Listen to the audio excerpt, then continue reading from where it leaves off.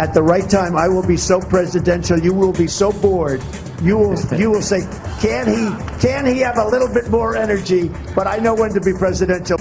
Next on Newsmax Prime, someone really gets to be presidential at noon next January 20th. But right now, the candidates continue to battle.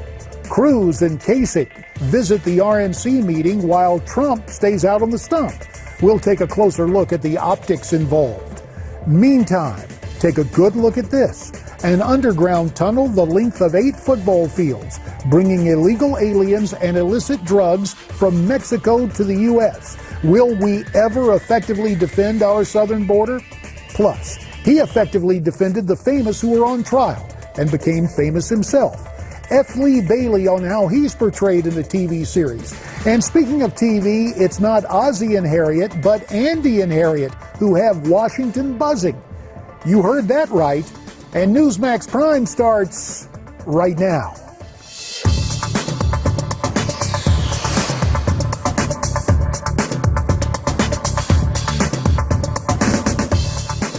Good evening and welcome to Newsmax Prime. I'm J.D. Hayworth. Of prime interest tonight, 3 for the road.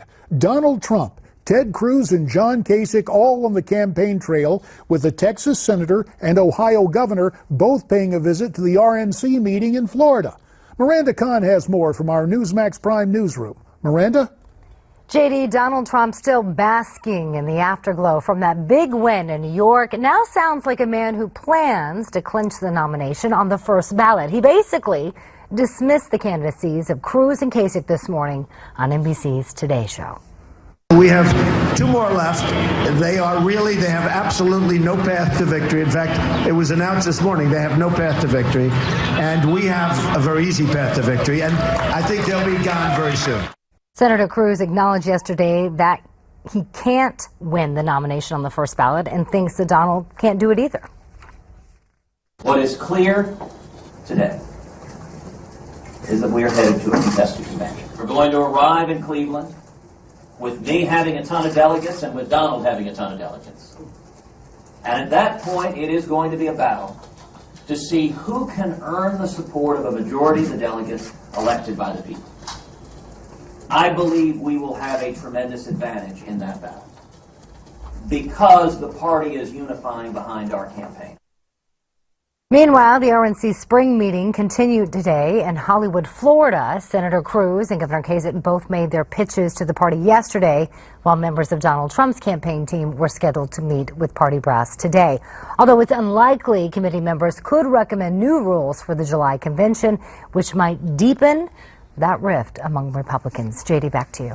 Thanks, Miranda. For more on this story and to talk specifically about the optics of what's happening in the campaign right now, we're pleased to be joined by our panel of experts, each of whom supports a different candidate. First, we welcome in Amy Kremer. Amy, the co-founder and chairman of Great America PAC, a super PAC in support of Donald Trump. She joins us tonight from Atlanta. And joining us from Newsmax New York, attorney and political operative Sam Nunberg. Sam is in support of Senator Ted Cruz. And joining us in support of Governor John Kasich, pleased to have my former colleague from Capitol Hill, former Congressman George Nethercutt, who Skypes in from Washington. And it's good to have all 3 of you tonight on Newsmax Prime. So, Donald Trump appears at that town hall this morning on the Today Show promising that he will be more presidential. Amy, we also understand he's practicing with speech scripts and using a teleprompter.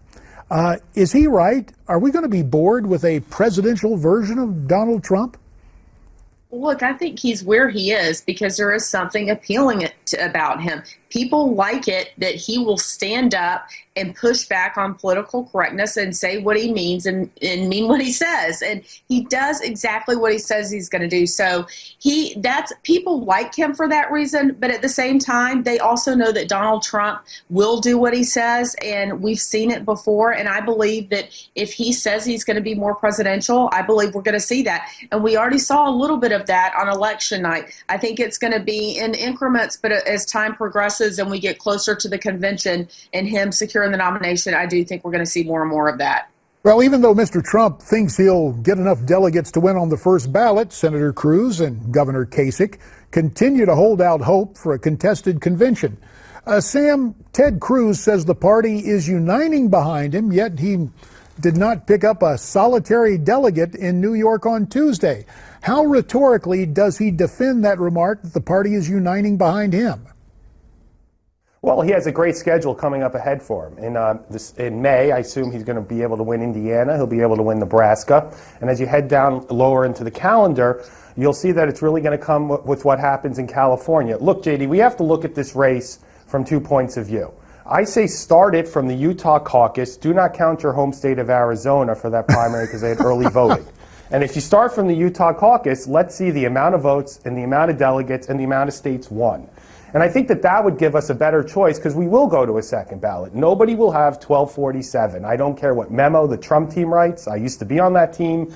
I know they were very good at exaggerations.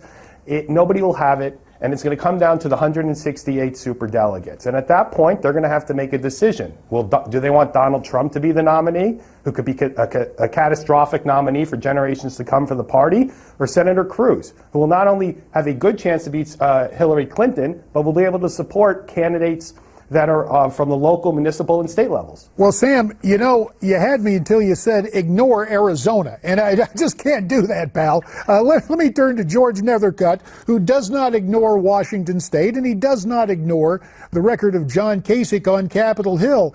But George, you can't ignore what's going on in Hollywood, Florida with the Rules Committee either, and this whole notion that Governor Kasich and Senator Cruz go down there, you know, with a lot of folks who may be new to the political process. They look at that and they go, what's happening?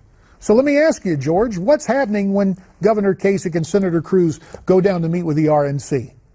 Well, I think they go to Florida to talk with the RNC about the next set of rules. I mean, everybody's been talking about the 2012 rules, but really there's going to be a new set of rules.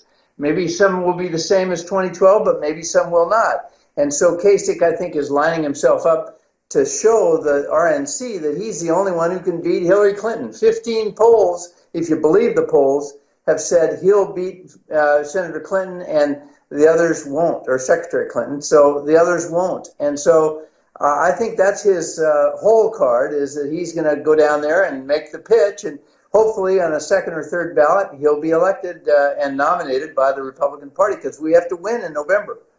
Well, to all three of you, it's interesting that despite the complaints from the Trump campaign and Trump supporters, talk show host Rush Limbaugh analyzed what the Cruz campaign is doing as far as delegates are concerned on a recent radio program of his, and his final analysis is, hey, this is politics and it's all above board. Listen. It's brilliant. It's politics as it's been for eons. There's nothing new about it. There's no cheating. There's no skullduggery. There's nothing illegal. As far as I know, Ted Cruz is going in there and selling himself and his conservatism. Period. Okay, so no skullduggery. And I'm just interested, Amy, Trump himself says the process is rigged.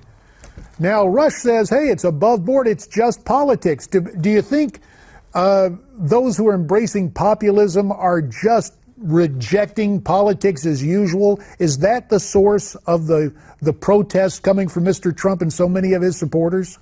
You know, I've learned a lot in this process. I think a lot of people have learned a lot in this process. And if you think that it's okay that the people in Pennsylvania get to go, their delegates get to go and choose whoever they wish and ignore the will of the people, they're not bound or anything, I don't think that's right. I personally have a problem with that. And I think many Americans have a problem with it. And the only reason, you know, it's not, I don't care what anybody says, it's not fair to change the rules mid-game. We started with a set of rules, we need to finish with that set of rules. But nobody's changed the rules mid-game.